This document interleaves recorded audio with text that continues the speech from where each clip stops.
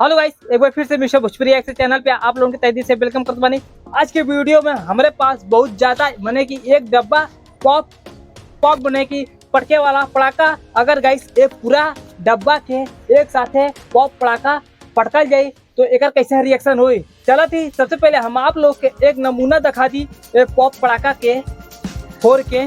Guys हम आप लोग के देखा तो आप लोग देखा था कि एक डब्बा में इतना ज्यादा है तो हम एक साथ हो रहा। तो गाइस अब एक हम चलाते हैं पटके।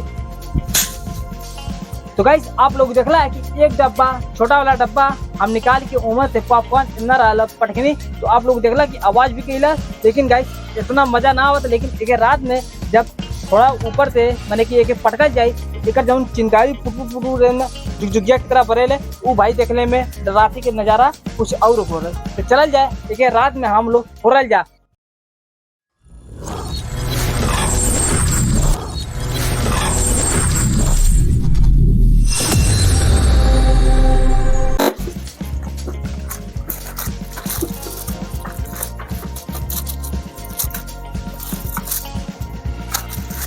और दाते ना फाड़ आई देख भाई बनाना लाइक कितने तरह निकल जाए। देख देख अरे खाना बंद कर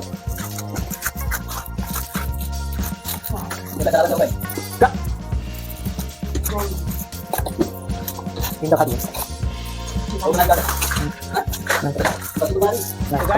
आप लोग देखा था कि भाई एक डब्बा पॉप पटाखा में इतना पॉप पटाखा निकला ला।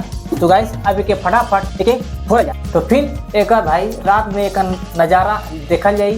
तो गाइस तो हम लोग चला जाता है एक पॉप पटाखा के अब एक गिरावल जाए।